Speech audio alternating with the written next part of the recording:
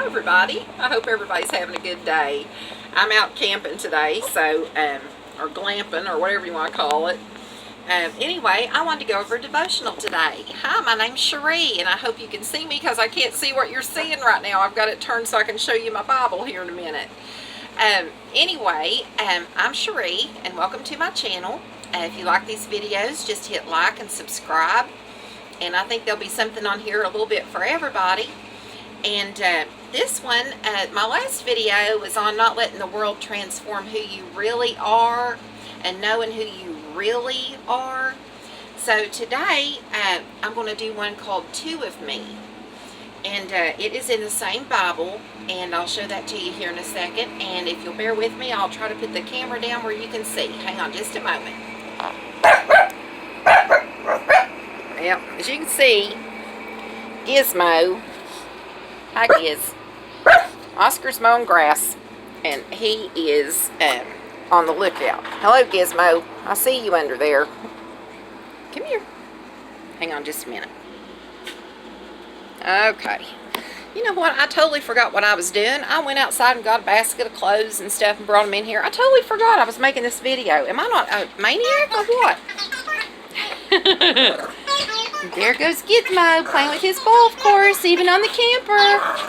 In the camper, he still interrupts me. I tell you, I don't know about him.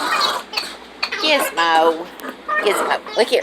Once you go over there ain't much room in here for you to get away from me.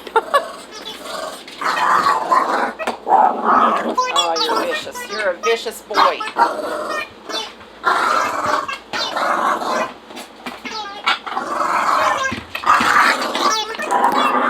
Hey, you're tearing up your pee pad thing. Get out of here. Go on. Why do you keep... Hey, go that way. Go that way. Go. There you go. Go that way. That's right. Alright, I'm sorry. Alright, this is called Two of Me. And, hang on.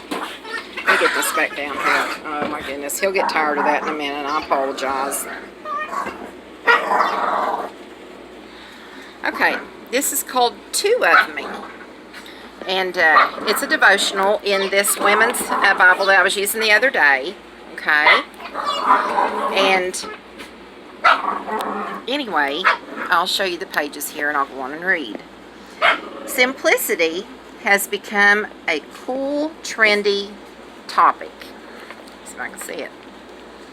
Real Simple magazine, for example, will tell you how to organize your closets and organize, unclutter your garage, and even how to leave your high-pressure job in the city and move to Montana to start a lavender farm, which then finds amazing success and eventually goes public, requiring another downsizing.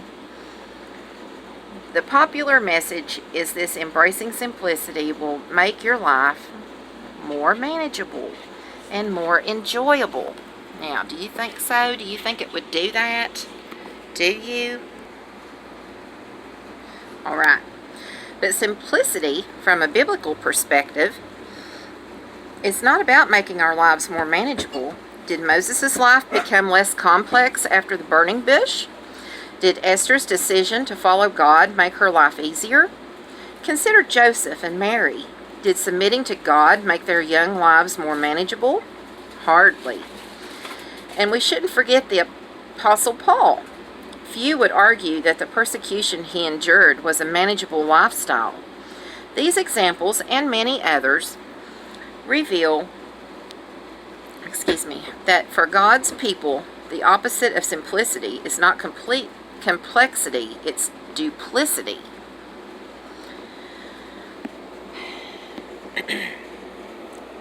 What does it mean to be duplicitous? Duplicitous. Okay, see that word? Yeah, there you go. The root word gives us a clue. A duplicate is a representation or copy of an original. When the word is attributed to human behavior, it means the persona we present to others is a double. a fake. The real us exists somewhere, but we are presenting a duplicate in our stead. While we recoil at the thought of deliberate duplicity, the hypocrisy of the Pharisees comes to mind. We have to face the subtle and destructive force of culturally acceptable duplicity every day. This temptation usually revolves around the need for more time, more energy, more money, more accomplishments, even more of us. How many of us in our stressed out moments have uttered, "If only there were more of me to go around," or "I just need a few more hours in the day"? In those moments, we're tempted to live duplicitously. As difficult as it has been for me to admit, this kind of duplicity is the root of many evils in my life. I've often operated from a false self when I feel the pull to be more confident, put together, successful, spiritual, hardworking, or organized than I really am, and I'm tempted by duplicity. And when I succumb to the temptation, everyone around me suffers. Moving away from duplicity means practicing a new spiritual discipline, the discipline of simplicity. Isn't that the truth? Okay. Trying to get this where I can see, and maybe you can see a little bit. I have found that practicing simplicity means determining who I really am, identifying the boundaries of my true self, and then making decisions and presenting myself to others grounded in that truth. Romans 12:3 challenges us to be sober-minded in our assessment of ourselves. When we wrongly pursue opportunities, commitments, or avenues of ministry God never had in mind when He designed us, or when we refuse to use the gifts we have been given, we're not being honest about ourselves.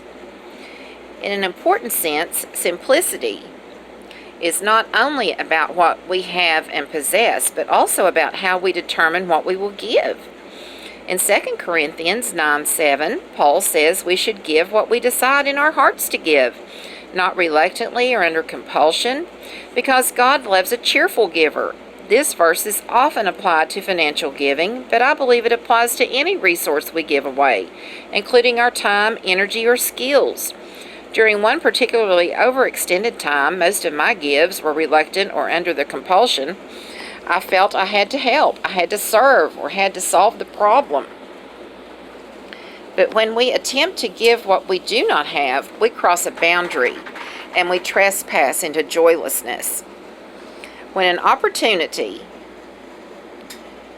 to give time, money, service, etc. arises, practicing simplicity means starting with self-examination. Do I have it in my heart to give? If the answer is no, then something else, something duplicitous, is behind the motivation to say yes. A critical step toward simplicity involves defining and respecting the boundary lines that shape our lives. I've learned I honor God when I recognize the outer limits of my time, energy, relational capacity, and gifting, and when I choose to live healthily within those limits.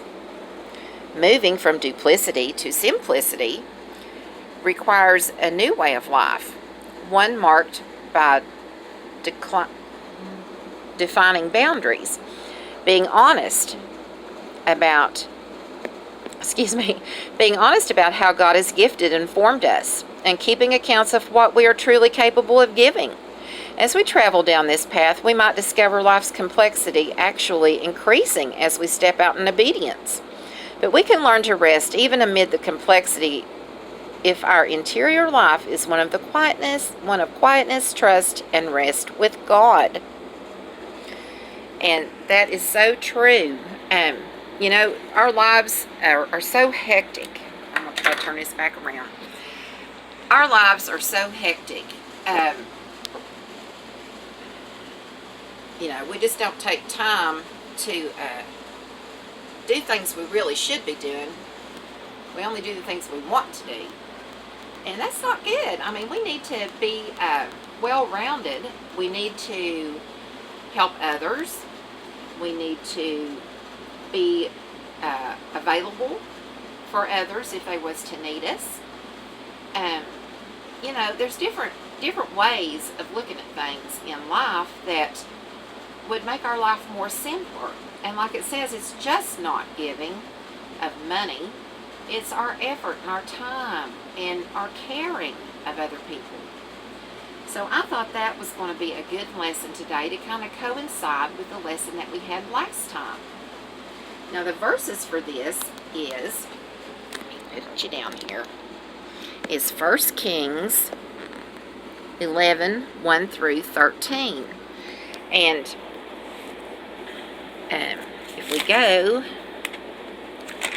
1 Kings 11, 1 through 13, and that was about Solomon's many wives. And you can read about that.